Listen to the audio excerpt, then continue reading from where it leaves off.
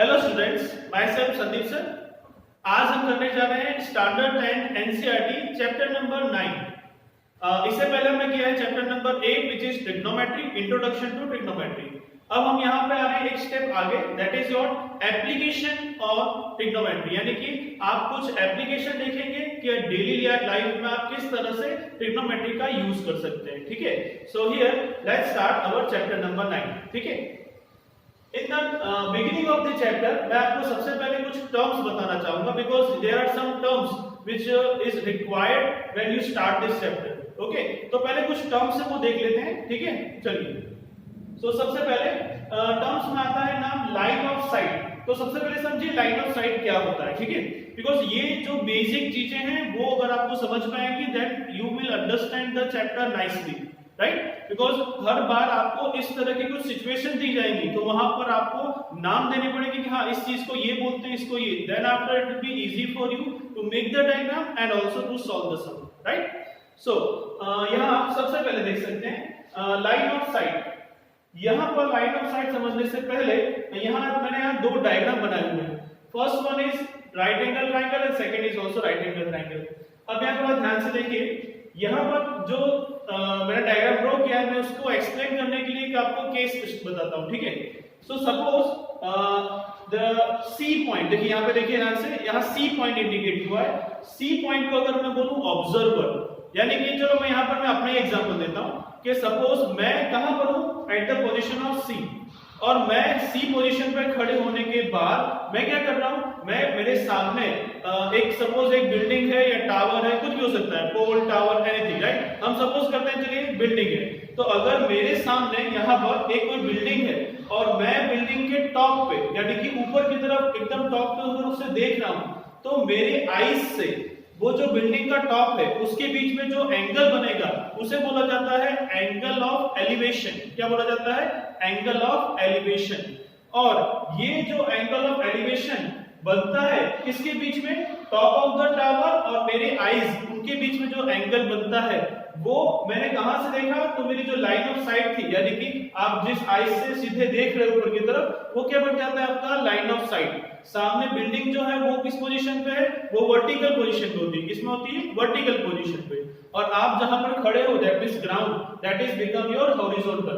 तो आपको यहाँ पे कुछ किन किन बातों का ध्यान रखना है? जो सामने बिल्डिंग होगी वो वर्टिकल में होगी, ग्राउंड जो है वो हॉरिजॉन्टल है, आप ऑब्जर्वर हैं, ऑब्जर्वर से आप जब देखना का ट्राई करते हैं किसी बिल्डिंग को, नीचे ग्राउंड में खड़े होके आप किसी को ऊपर देखते हैं, that is your angle of elevation.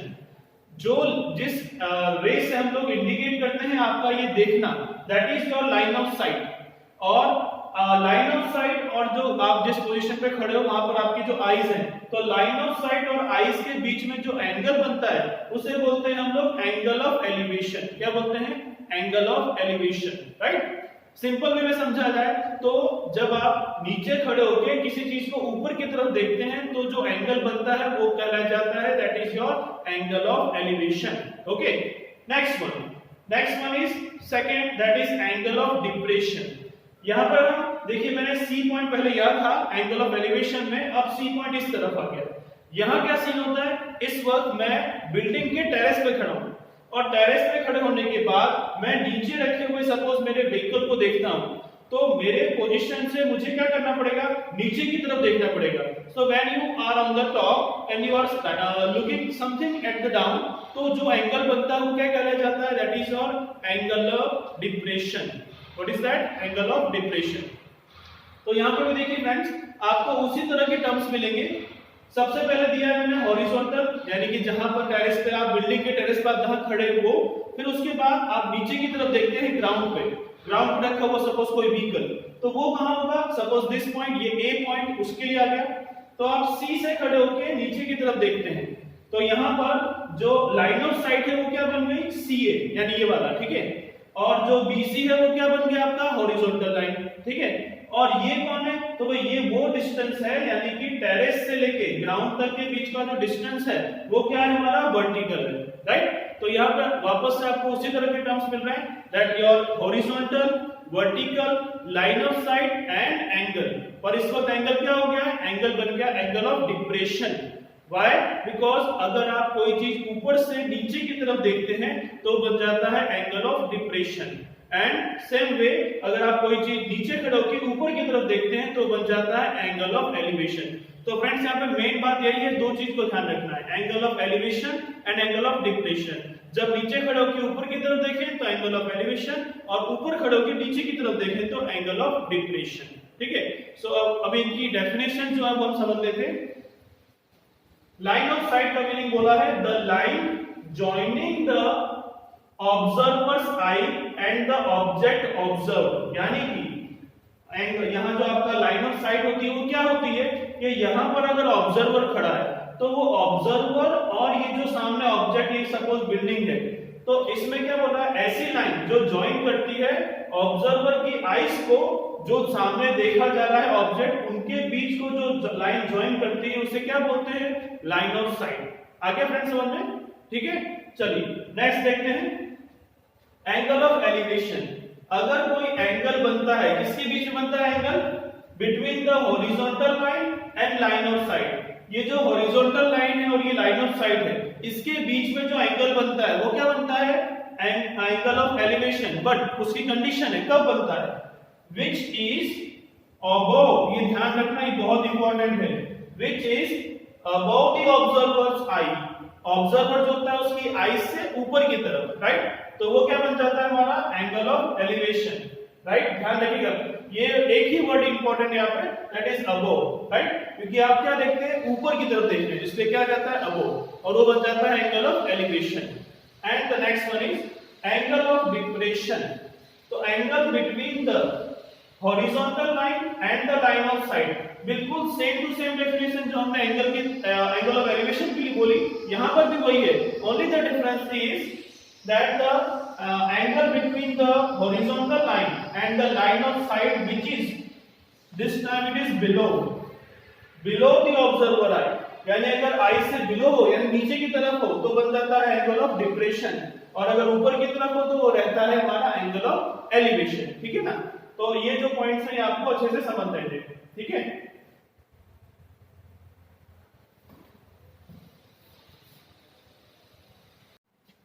Okay, now will start exercise 9.1।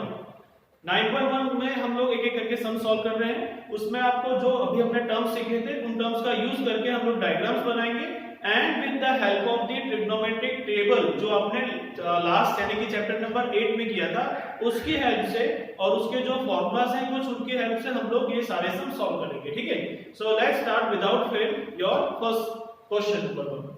तो 9.1 का क्वेश्चन नंबर 1 है, A circus artist, एक कोई सर्कस आर्टिस्ट है which is climbing a 20 metre, कितना 20 metre long rope tied from the top of the pole, यानी कि एक वर्टिकल पोल है और उसके पोल के टॉप से नीचे ग्राउंड पे एक रोप को टाइड अप किया हुआ है और वो 20 मीटर लॉन्ग है। ठीक है, तो सबसे पहले हम लोग क्या करते हैं, यहाँ पर एक डायग्राम बनाते हैं। तो चलिए मैं यहाँ से स्टार्ट करता हूँ।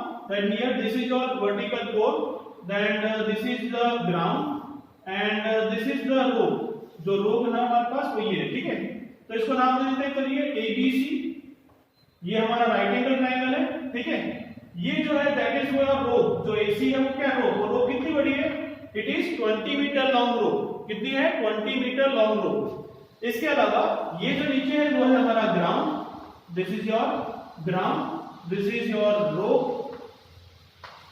और इस तरफ जो है ये वर्टिकल पोल, क्या है, ये पोल है। इस पोल की हाइट हमें पूछी गई है, क्या है, हाइट। तो हाइट हमारे पास हम लोग सपोज कर लेते हैं कि इसकी हाइट कितनी होगी, h होगी। कितनी होगी, h। तो मैंने इसको सपोज कर लिया h। इसके अलावा यहां पे दिया हुआ है that find the height of the pole if the angle is made by the rope and the ground is 30 degree, यानी कि ये जो रोप है और ये ग्राउंड, इनके बीच में जो ये एंगल बनता है, ये एंगल कैसे बनता है, 30 डिग्री का बनता है। कितने का बनता है, 30 डिग्री का बनता है, राइट। तो हमें क्या फाइंड करना है, we have to find out the value of the height of the pole, right. तो हमें हाइट चाहिए।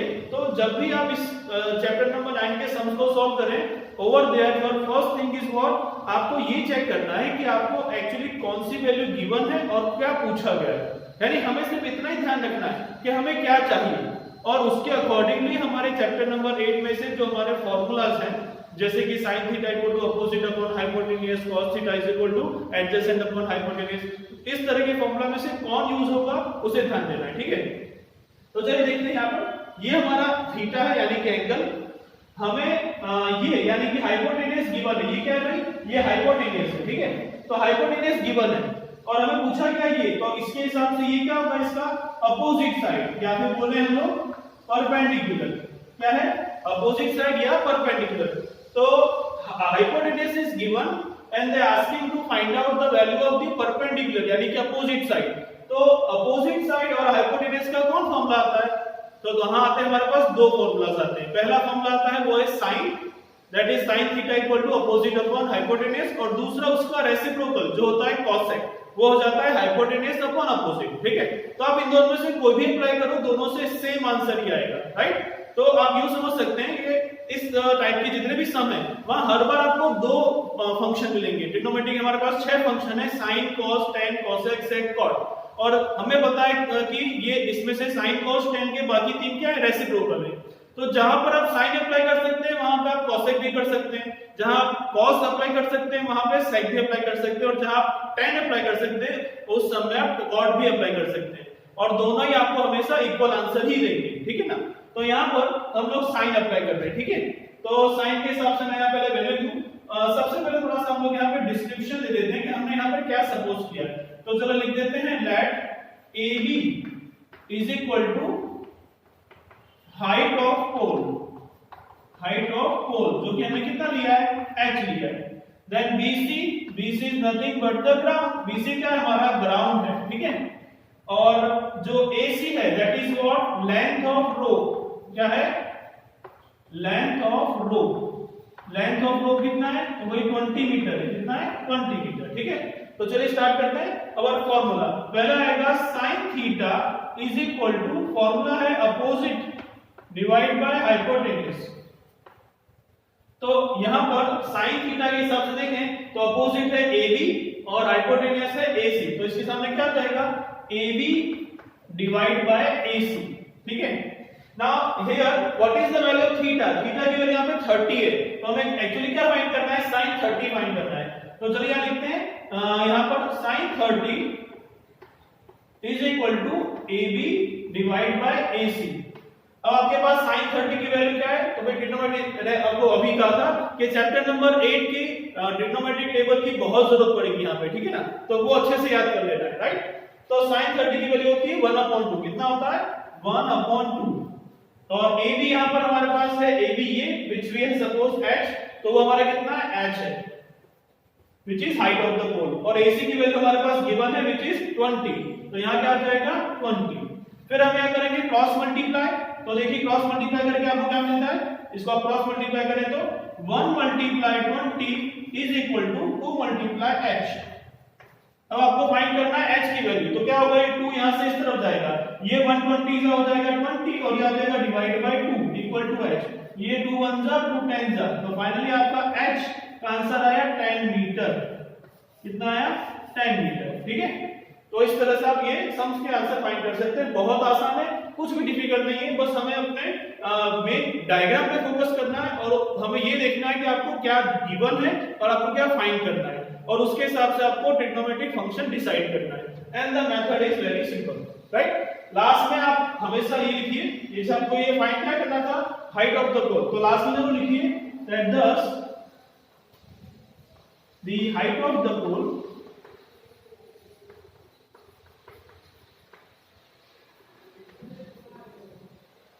is equal to 10 metre, right. Last में यूनिट लिखना मत भूलिए, यूनिट के भी मार्क्स कट जाते हैं, ठीक है ना।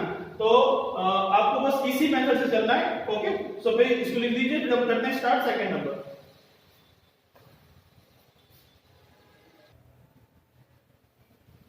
ओके स्टूडेंट्स, तो हम आ गए सेकंड क्वेश्चन।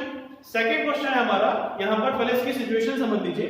सेकंड क्वेश्चन में हमारे पास है, सेकंड क्वेश्चन में एक ट्री है जो कि बहुत बड़े तूफान की वजह से गिर गया है, यानी कि तूफान आया, इस वजह से क्या हुआ, ट्री एक कोई जगह से, पूरा ट्री जो था वो कहीं से ब्रेक हो गया है, और ब्रेक होकर वो जो गिरा है वो है ग्राउंड पर।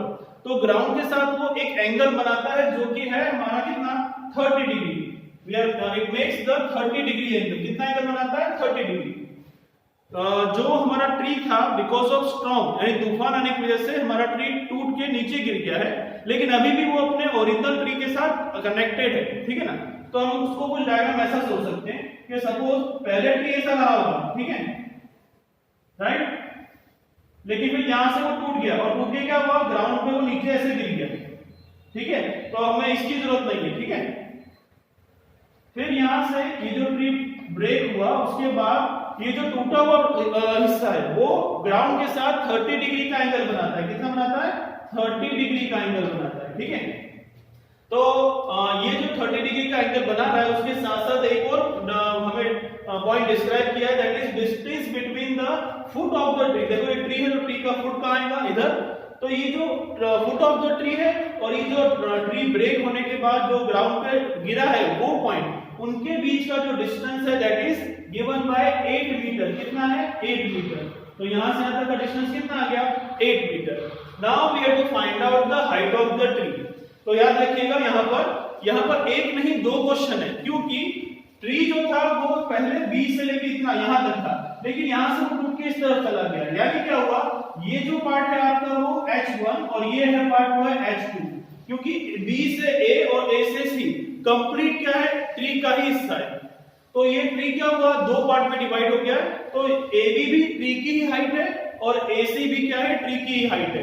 तो जब हम दोनों आंसर निकालेंगे and then after we will add that answers, then you will get your final answer.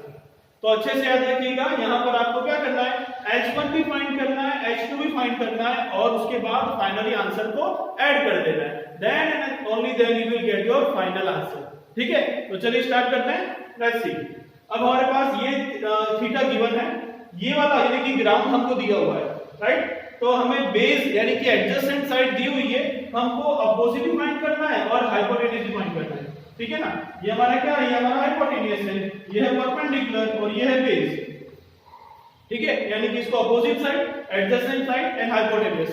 तो हम स्टार्ट करते हैं। सबसे पहले फर्स्ट नंबर, ये है हमारा एडजेसेंट गिवन है और हाइपोटेन्यूज हमको नहीं पता है। तो एडजेसेंट और हाइपोटेन्यूज का फॉर्मूला क्या आता है? कॉस का आता है। कौन सा? कॉस। तो चलिए स्टार्ट करते हैं सॉल्यूशन। मैंने आपको कहा था कि सम को स्टार्ट करने से पहले हमेशा जो हमने सपोज किया वो लिखना बहुत जरूरी है, यानी डिस्क्रिप्शन इज रिक्वायर्ड। तो यहां लिखते हैं, चलिए लेट, हमने जो सपोज करा है वो लिख दिए। Let BC is equal to ground. BC क्या है? ग्राउंड, जो कि डिस्टेंस है ट्री के फुट से और पॉइंट जो जहां पर ट्री गिरा हुआ है वो कितना है हमारा? 8 मीटर। कितना है? 8 मीटर। इसके अलावा अगर AB देखें तो height of the tree, height of tree, और इसमें जो BAC आएगा वो आएगा हाइट ऑफ ब्रोकन ट्री। तो यहां लिख सकते हैं हाइट ऑफ ट्री जो रिमेनिंग जो स्टडी है वो, और यहां लिख सकते हैं हाइट ऑफ ब्रोकन ट्री जो नीचे की तरफ गिरा पड़ा है वो, ठीक है ना। तो ये टूटा हुआ हिस्सा और ये जो खड़ा है वो हिस्सा, ठीक है ना। Okay, now we can start. अब हमें फाइंड करना है H2 यानी कि ये वाली वैल्यू। तो हम अप्लाई करेंगे cos का फॉर्मूला। सो वो आएगा हमारे पास cos, हमारा थीटा कितना है? 30। तो आप डायरेक्ट ले सकते हैं cos 30 is equal to, formula हमारा एडजेसेंट डिवाइड बाय हाइपोटेन्यूज, ठीक है। यहां पे आपका जो एडजेसेंट है वो BC और हाइपोटेन्यूज है AC। तो आप लिखेंगे BC divide by AC। cos 30 वही होता है जो sin 60 होता है, राइट। तो sin 60 √3/2 है, तो cos 30 क्या होगा? √3/2। तो यहां क्या आ गया? √3 divide by 2 is equal to, BC की वैल्यू हमारे पास है 8 और AC हमको फाइंड करना है, जो कि हमने नाम दिया है H2। क्रॉस मल्टीप्लाई करेंगे, क्या आएगा आपके पास? √3 multiply H2 is equal to 8 multiply 2। तो यहां पर आपको H2 क्या मिला? 8 2 16 और ये √3 नीचे डिवाइड में चला जाएगा और हो जाएगा 16 डिवाइड बाय √3 मीटर। तो ये आ गया आपका पहला आंसर। देखिए फाइनल आंसर नहीं है, ये पहला आंसर है, वो हिस्सा जो टूटा हुआ है, ठीक है ना। अभी हम फाइंड करेंगे जो अभी भी स्टिल रिमेन वहीं पर है, ठीक है। तो उससे फाइंड करने के लिए चलिए क्या करेंगे। अब हमारे पास है सेम टू सेम बेस है और सामने अपोजिट। तो अब हमें अप्लाई करना पड़ेगा tan का फॉर्मूला। कौन सा? tan theta. So we will go with tan 30 is equal to आता है हमारा opposite divide by adjacent. tan के लिए अपोजिट है हमारे पास AB और एडजेसेंट है हमारे पास BC। अब सबसे पहले tan 30 की value trigonometric table chapter number 8। tan 30 होता है 1/√3। AB की वैल्यू हमारे पास है दैट इज H1 और BC की वैल्यू है 8। यहां भी वही क्रॉस मल्टीप्लाई करें, देखिए क्या मिलेगा आपको 1 × 8 इज इक्वल टू √3 × H। √3 को इस तरफ ले लीजिए, क्या आ जाएगा 1/8 साइड, यानी कि हमको मिलेगा H1 that was H1 is equal to 8 divide by √3 metre. ये बना आपका दूसरा, ये आ गया आपका H1, ये था आपका H2। Now we go to find out the total height. तो हम लिखेंगे total height of tree is equal to H1 plus H2 metre. तो आपका H1 का आंसर है 8/√3 प्लस H2 का आंसर है 16/√3। एलसीएम लिया √3 आया, आपको ऊपर क्या आएगा 8 प्लस 16 डिवाइड बाय √3, यानी कि हो गया 24/√3। अब यहां आपको एक चीज का ध्यान देना है, दैट इज योर रैशनलाइजेशन। अभी रैशनलाइजेशन क्या होता है? तो रैशनलाइजेशन का मतलब होता है जब आपको आंसर में डिनोमिनेटर में, याद रखिए सिर्फ डिनोमिनेटर में अगर रूट की वैल्यू मिलती है, only and only then you will apply the rationalisation. क्योंकि डिनोमिनेटर में इरेशनल वैल्यू हम लोग नहीं रख सकते, रूट वाली वैल्यू क्या होती है irrational. That's why here we are applying rationalisation. उसका मतलब क्या होता है, जो डिनोमिनेटर आपको दिया हुआ है सेम टू सेम वही वैल्यू न्यूमरेटर और डिनोमिनेटर में मल्टीप्लाई कर दीजिए। तो यहाँ कितना है √3, तो आप क्या करेंगे ऊपर और नीचे √3 का मल्टीप्लाई कर देंगे, राइट। यहां से स्टार्ट करते हैं, तो ऊपर होगा हमारे पास 24√3 और नीचे क्या हो गया √3 बन गया हो गया 3, क्योंकि जब हम कोई भी रूट का स्क्वायर निकालते हैं तो उसका रूट हट जाता है, ठीक है। तो क्या आ जाएगा नीचे 3। नाउ 3 1 जा 3 8 जा, फाइनल आंसर आपके पास आया 8√3 metre. That's the final answer. तो आपका जो हाइट ऑफ द ट्री है वो कितना आएगा 8√3। तो इसको स्टेटमेंट में लिखना जरूरी है, अभी मैं नहीं लिख रहा हूं, आपको लिखना है that the total height of the tree is equal to 8√3 metre. Alright, तो कुछ करना नहीं है, हर बार वही मेथड मैं आपको बता रहा हूं, जो हमारे ट्रिग्नोमेट्री के फंक्शंस थे 6, उसमें से ही एक ना यूज होगा। कैसे यूज होगा? It will be decided by the sum में जो गिवन है और जो पूछा गया है उस पे बेसिस पे हम लोग डिसाइड करेंगे कि हमें कौन सा ट्रिग्नोमेट्रिक फंक्शन लेना है, and then we use the trigonometric table for the values and simple calculation you will get the answer. Okay, तो ये आपका सेकंड सेम है, प्लीज राइट इट डाउन।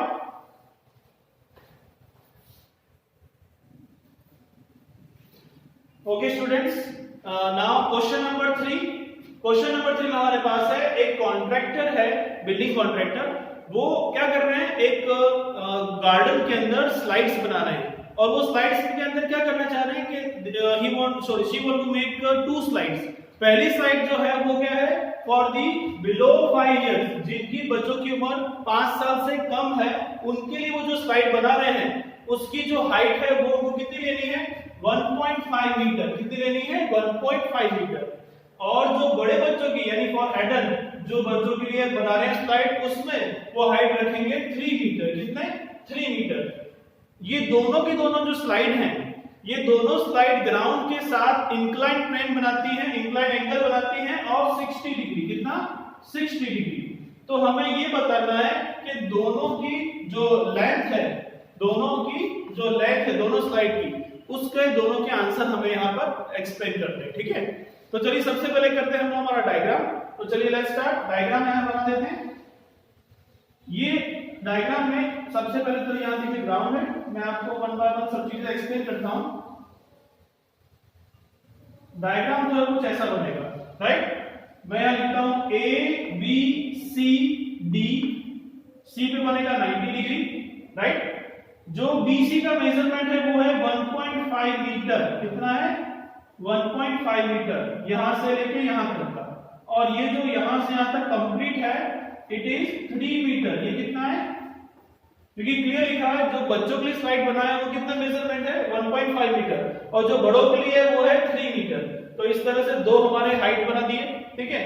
फिर यहाँ जो ग्राउंड है उसके साथ ये जो दोनों के दोनों जो स्लाइड है वो कितना एंगल बनाते हैं, 60 डिग्री। कितना बनाते हैं, 60 डिग्री, ठीक है। So now what the thing is, we have to go through with the measurement of each side, यानी हमें दोनों का लेंथ चाहिए। क्या चाहिए, दोनों का लेंथ चाहिए।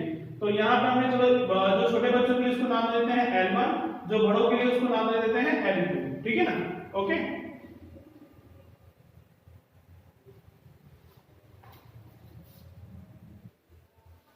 ऑलराइट, और यहाँ पर एडिशनली यह बच्चों का जो है यानी कि जो बिलो 5 इयर्स है उसमें जो एंगल बनता है ग्राउंड के साथ वो बनता है 30 डिग्री। कितना बनता है, 30 डिग्री। ऑलराइट, तो यहाँ पर दो स्लाइड हैं और दो एंगल बन रहे हैं ग्राउंड के साथ। जो बिगर वाला है वो किसका, 60 डिग्री का एंगल है, और जो बच्चों वाला स्लाइड है वो बनाता है ग्राउंड के साथ 30 डिग्री, ठीक है।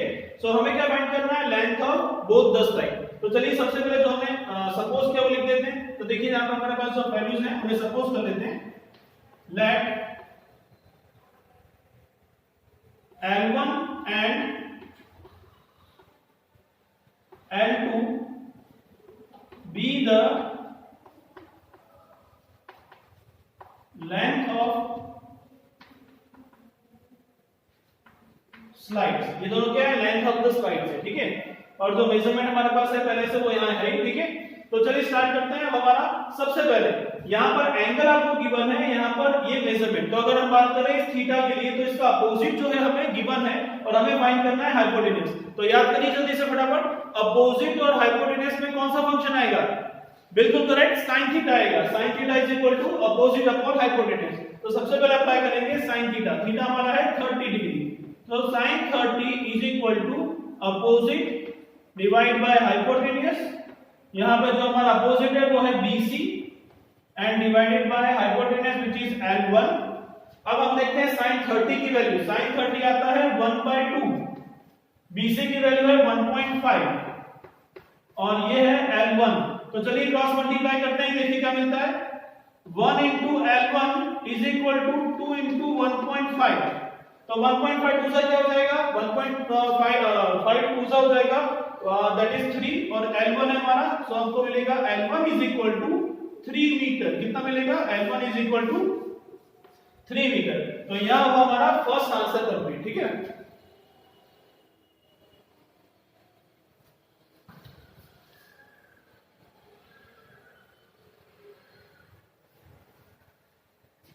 ओके, सो अब हमारा सेकंड पार्ट की तरफ। सेकंड पार्ट है हमारा that is for adult children, यानी कि जो बड़े बच्चे हैं उनके लिए।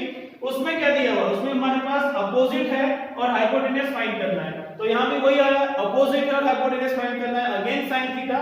तो यहाँ स्टार्ट करते हैं with the sin 60। sin 60 is equal to, पहले आएगा अपोजिट और फिर आएगा डिवाइड बाय हाइपोटेन्यूज। अपोजिट यहाँ पर है AC और हाइपोटेन्यूज है AD। तो चलिए सबसे पहले देखते हैं sin 60 की वैल्यू। sin 60 आता है √3/2। कितना आता है, √3/2। AC की वैल्यू हमारे पास है दैट इज योर 3 मीटर और AD है वो है हमारा L2, ये मैं सपोज किया, ठीक है। चलिए क्रॉस मल्टीप्लाई कर देते हैं, क्या आएगा देखते हैं। √3 multiply L2 is equal to 2 into 3, right. अब 2 3 हो गया 6, √3 चला जाएगा नीचे, तो आपको मिलेगा L2 is equal to 6 divide by √3। इससे पहला लेसन मैंने आपको एक्सप्लेन किया था रैशनलाइजेशन। यहां भी वही रूल अप्लाई होगा, बिकॉज रूट की वैल्यू डिनोमिनेटर में जब भी आएगी तो रैशनलाइजेशन हमेशा अप्लाई होगा, ओके। सो हम यहां मल्टीप्लाई करेंगे √3 का न्यूमरेटर में और डिनोमिनेटर में, ठीक है। इससे हमें क्या मिलेगा, we will get L2 is equal to, ऊपर है 6√3, कितना है 6√3 और नीचे √3 हो जाएगा 3, तो यहां आ गया 3, ये 3 बन जा 3 2 जा, फाइनल आंसर कितना हो गया L2 का, दैट इज 2√3। तो इस तरह से आपके पास दोनों आंसर आ गए। जो पहली स्लाइड है L1 बच्चों के लिए बिलो 5 इयर्स एज वो हो गया 3 मीटर, और जो बड़े बच्चों के लिए for the adult it is 2√3 metre, ठीक है ना। √3 की वैल्यू भी होती है दैट इज 1.71, पर वो अगर किसी सम में डिस्क्राइब की जाए तो ही अप्लाई करें, otherwise leave in the √3 value, okay. तो इस तरह से यहां हुआ हमारा question number 3, alright, please write it down.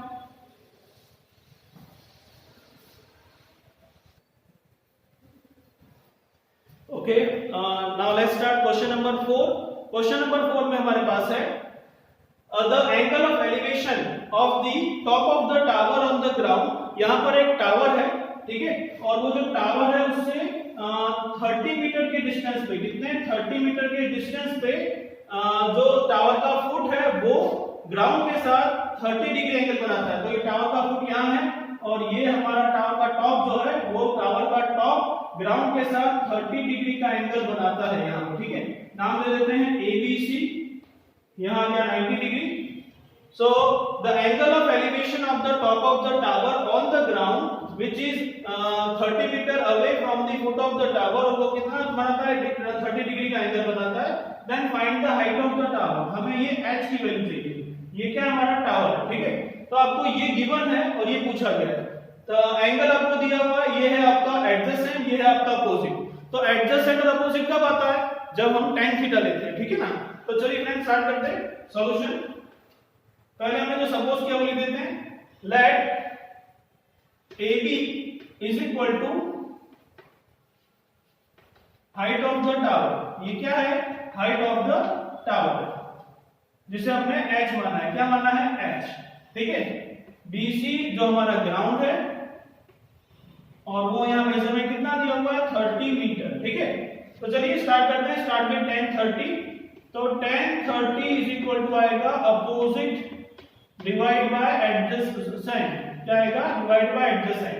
तो इसके लिए अपोजिट ये है, एडजेसेंट ये है, तो आएगा AB divide by BC। Now according to chapter number 8 trigonometric table, tan 30 की वैल्यू होती है 1/√3। AB का आंसर हमारे पास है h और BC का आंसर है 30, तो ये आ जाएगा 30। नाउ क्रॉस मल्टीप्लाई, तो आ जाएगा 1 into 30 is equal to h into √3। तो 130 का हो गया 30 डिवाइड बाय हो गया √3 इज इक्वल टू h। मैंने आपको अभी कहा था कि नीचे रैशनलाइजेशन लगाना पड़ेगा अगर रूट वैल्यू हो। तो क्या करेंगे यहाँ पर h इज इक्वल टू 30/√3, ऊपर नीचे मल्टीप्लाई कर दीजिए √3 से। So you will gate 30√3 divide by हो जाएगा 3, तो 3 1 जा 3 10 जा। Finally height of the tower is 10√3 metre. क्या आंसर आएगा, 10√3 metre, and that's your final answer. बड़े आसान सवाल है, कुछ भी नहीं है, खाली आप बस थोड़ा सा ध्यान देना है, ठीक है। So again question number 4, please write it down.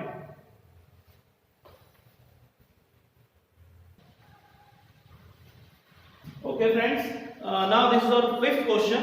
Question number 5 हमारा है यहाँ पर, a kite is flying at a height of 60 metre above the ground. यानी कि क्या एक काइट है जो 60 मीटर अबव है ग्राउंड से ऊपर, और वो फ्लाई कर रही है, और यहाँ पर उसे एक स्ट्रिंग के साथ अटैच किया हुआ है। डेफिनेटली स्ट्रिंग के साथ ही वो चलेगी ऊपर। जो स्ट्रिंग है that is what, the inclination of the string to the ground is 60 degree. यानी क्या है, जो स्ट्रिंग है वो क्या हो रहा है, ग्राउंड के साथ 60 डिग्री का एंगल बना रहा है, ठीक है। और इस स्ट्रिंग के बीच में कोई भी स्लैट नहीं है, ऐसा हम लोग अज्यूम करते हैं, यानी कोई वो गांठ आ जाती है, ऐसा कुछ भी नहीं, पूरी स्ट्रेट है, ठीक है ना। तो हमें फाइंड करना है the length of the string, ठीक है। तो चलिए सबसे पहले डायग्राम बनाते हैं। डायग्राम में हमारा है, जैसे ये ग्राउंड आ गया यहाँ पर नीचे, तो ये हो गया हमारा सब कुछ, जैसे ये है that is the height of the kite जो फ्लाई कर रही है, और ये होगी हमारी स्ट्रिंग। मैंने नाम दे देते हैं, चलिए ABC, B पर 90 डिग्री, ये क्या है, स्ट्रिंग है, क्या है हमारी स्ट्रिंग। और ये जितनी हाइट 60 मीटर हाइट पे क्या कर रही है, काइट फ्लाई कर रही है, यानी काइट की पोजीशन ये हो गई, ठीक है ना। और यहाँ पे स्ट्रिंग जो कहीं ग्राउंड से अटैच है ना कोई पॉइंट पे, वो पॉइंट है, ये हमारे नीचे ग्राउंड है, ठीक है ना। सो जो स्ट्रिंग है वो ग्राउंड के साथ कितना मेजर बनाती है, 60 डिग्री एंगल बनाती है 60 डिग्री। हमें फाइंड करना है लेंथ ऑफ द स्ट्रिंग। तो यहाँ ले लेते हैं length of string is L। तो हमें ये थीटा दिया हुआ है, अपोजिट गिवन है और हाइपोटेनस पूछा है। अपोजिट गिवन है, हाइपोटेनस पूछा है, तो क्या आएगा, obviously it will B sin theta. क्या आएगा, sin थीटा। तो चलिए स्टार्ट करते हैं सॉल्यूशन। सबसे पहले लिखेंगे let the length of string is equal to L, जो कि क्या है, AC का आंसर है, और BC क्या है हमारा, ground. BC is your ground, ठीक है। तो चलिए अब देखते हैं, स्टार्ट करते हैं हमारा सॉल्यूशन। क्योंकि हमारे पास अपोजिट है और हाइपोटेनस पूछा है, हम स्टार्ट करेंगे साइन से। तो लिखा sin 60 is equal to opposite divide by hypotenuse. तो यहाँ अपोजिट है हमारे पास ए बी और हाइपोटेन्यूज है ए सी। साइन 60 की वैल्यू होती है √3/2। ए बी का आंसर आएगा 60 और ए सी का आंसर आएगा L। तो क्रॉस मल्टीप्लाई करेंगे हमें मिलेगा √3 × L इज इक्वल टू 2 × 60। तो यहाँ हो जाएगा L is equal to 120 divide by √3। आपको समझाया कि √3 जो होता क्या होता है रेशनलाइजेशन। तो आपका L इक्वल टू आएगा 120 मल्टीप्लाई √3 डिवाइड बाय √3 × √3। √3 रहेगा 3, तो 120 मल्टीप्लाई √3 डिवाइड बाय 3। 3 1 सा और ये 3 40 सा। Finally length of the string is what 40√3 metre. ये आएगा आपका फाइनल आंसर। ऑलराइट, तो फ्रेंड्स यहाँ पे जो हमारे डिलीटेड सिलेबस के अलावा के जो सम्स थे वो हो गए कंप्लीट फ्रॉम द एक्सरसाइज 9.1। अब गुजरात बोर्ड में जो है हमारे पास यही सारे सम दिए गए हैं, तो इनको अच्छे से रिवाइज कीजिए और 2-3 एग्जांपल है, example number 1 2 3, so revise that also. इसमें कुछ भी ना पता चले तो you can comment me on the box, right. और अगर कुछ डाउट लगे तो आप मुझसे पूछ भी सकते हैं। Okay friends, thank you very much.